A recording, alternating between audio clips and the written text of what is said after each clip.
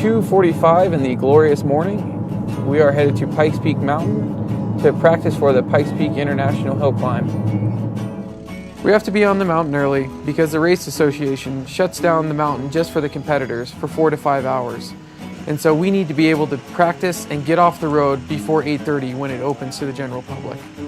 The practices are for the teams to make lots of adjustments in all categories of the car, from suspension to engine tuning to overall chassis dynamics, and just making sure that the car is safe to race on race day.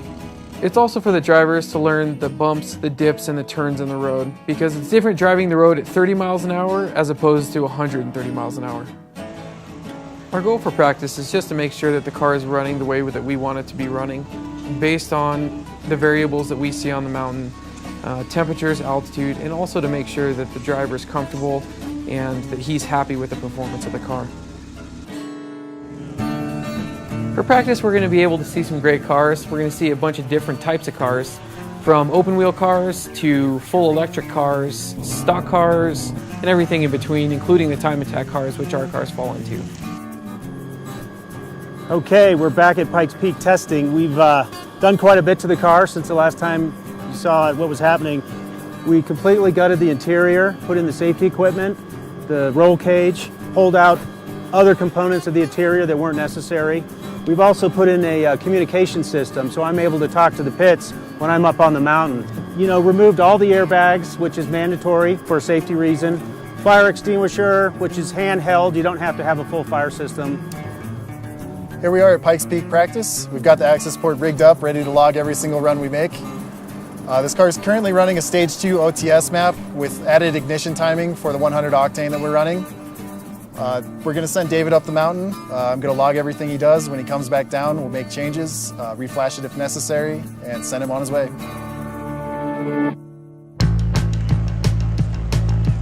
The practice weekend started very, very rainy and wet, whereas at the start line it was raining, and by mid-mountain to top mountain it was snowing. So we've had some extreme weather this year. We've had a tremendous amount of precipitation that's predicted to continue all the way through the summer. So we're anticipating a rainy race in the afternoon if we don't leave early. It's pretty much guaranteed there's going to be water on the road because of the amount of snow that's on Pikes Peak.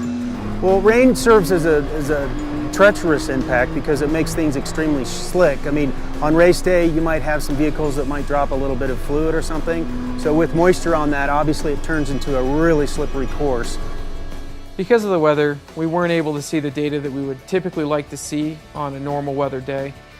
David's not able to push the car as hard as he wants, and therefore we don't get to see as much as we normally would like to. But on the other hand, we still got to gather good data.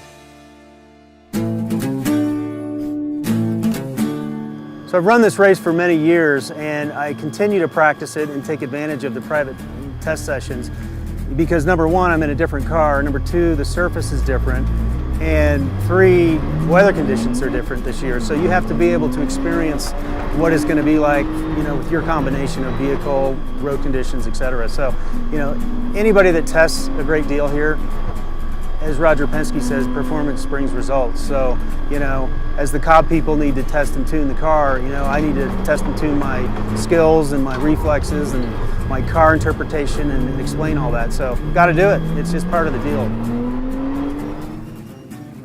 Right now I'm just pulling the log off the access port of David's last run.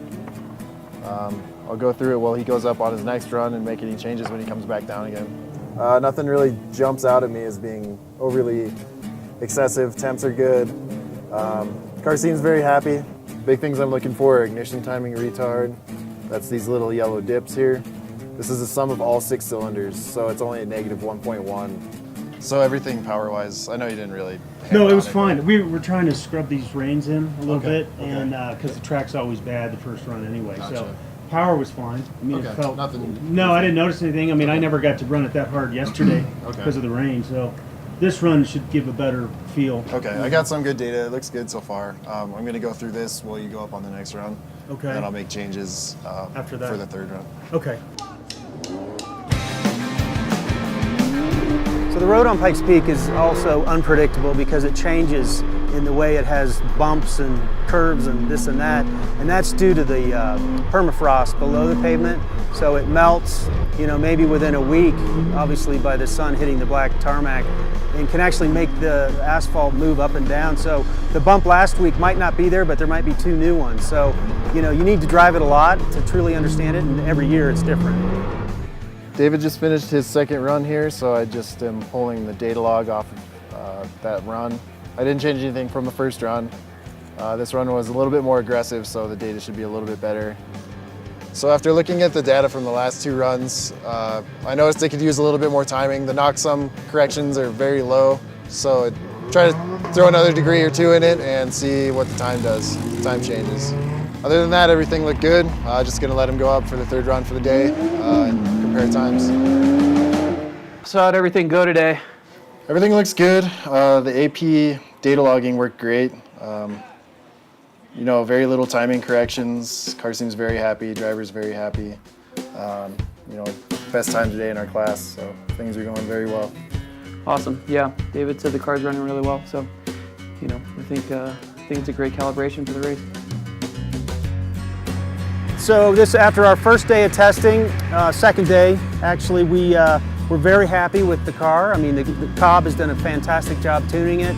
I was telling the guys when I got down, I said, this is unbelievable that this is a street car, because I'm running times that I was running in my race car 2 years ago. So we're extremely thrilled, and we'll just see how it goes from there. We're just taking big little steps all the way to the top and bring it back for the race in a couple weeks.